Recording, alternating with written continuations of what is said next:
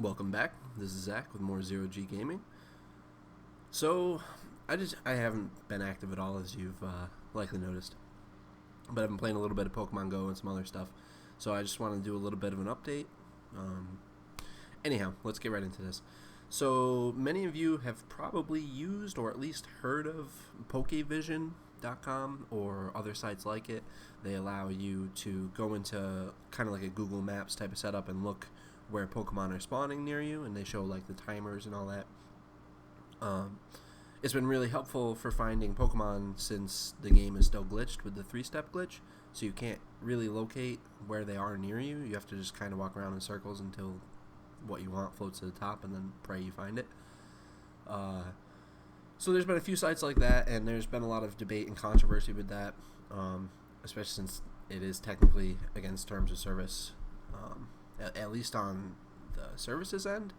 Um, Anyways, so I woke up this morning, was looking, and it turns out that those services are down, and apparently Niantic did something. I don't know if they changed something on their end, or if they threatened the developers of these sites, or anything like that. But anyways, sites are down right now. There may be something floating around, but as far as Pokevision and some of the other major ones goes, those are all down. And they're probably going to be down indefinitely, just from kind of what I could gather from reading the CEO of Niantic and all that. It seems like they really don't want this kind of service, and I agree. In a perfect world, I agree. As much as I like them, they helped me catch a Snorlax. It was really cool. But with no in-game alternative right now, I feel it may have been a little quick on them.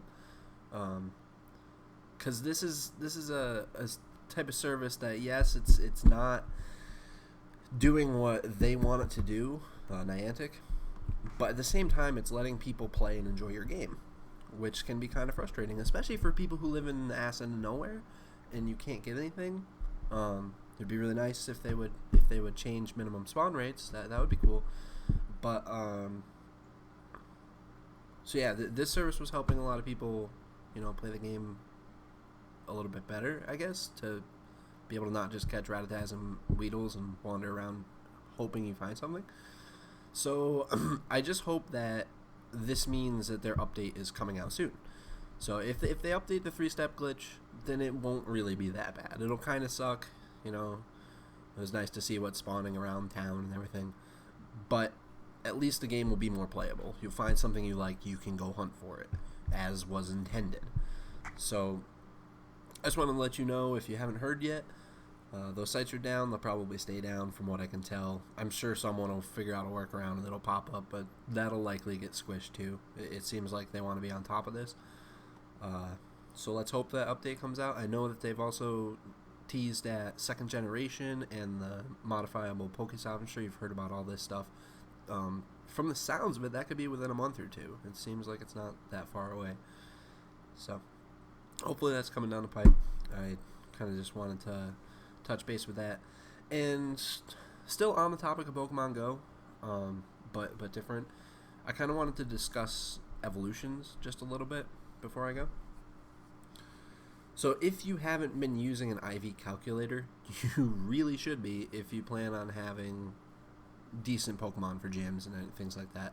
If you're just evolving them to get them in your Pokedex, and it doesn't really matter. But if you're looking to make a strong team, you need to be using an IV calculator.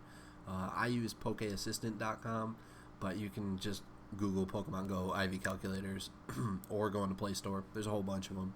They all work the same. So your IVs are your individual values, and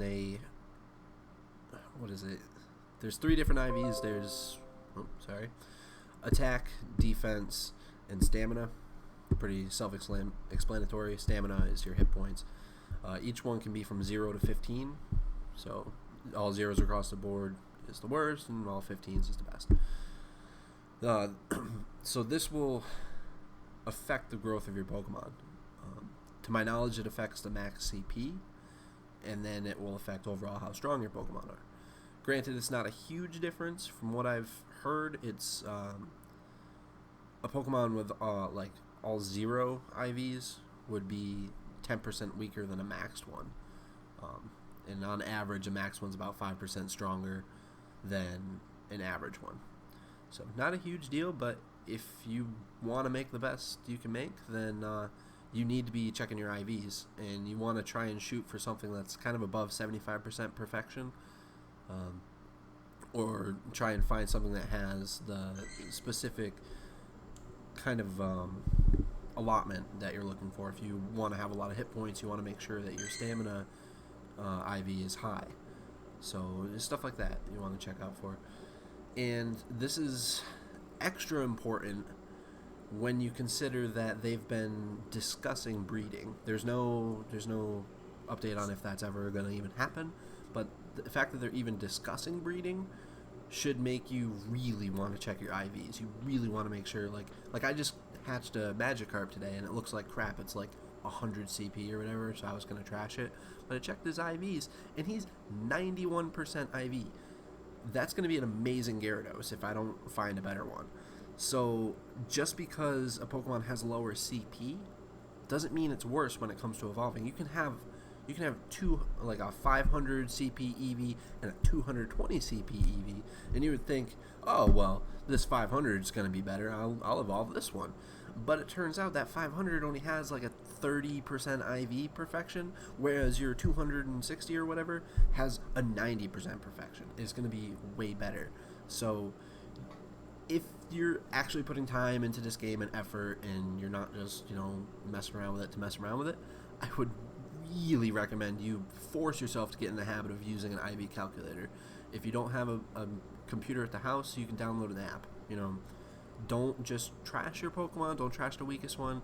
It's going to take a little bit of time. You have to sit down, plug in numbers, and kind of like, if they're weaker, it's harder to narrow down their IV range. You got to get them a little bit stronger.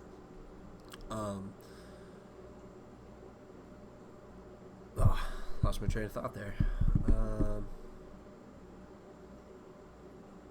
Nope, it's gone with the wind.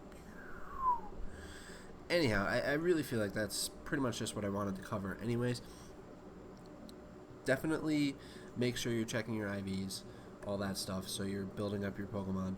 And especially with the possibility of second generation coming out soon, you just want to get in the habit of doing this, so that way you can make sure that your team is the best it can possibly be, and you're not just getting rolled. And I do want to touch on one last thing while I'm here. This is probably going to go too long. This is more of just kind of my own opinion on gyms. I personally feel like I would like to see them be harder to take. Right now it feels like there's not a lot of point to leaving a Pokemon in a gym, because you can leave a crappy one, you can leave a really strong one. With how strong Vaporeon is, for example, it really doesn't even matter what you leave. But it just seems so easy to sweep down a gym. And granted, I'm not in like a huge city, so it could be a little bit different when there's a lot of competition going on. I'm not aware of how that works. But out here, you can stack it. We've had like the gym over here up to like level 8, and it's pretty damn easy to go and take down yourself.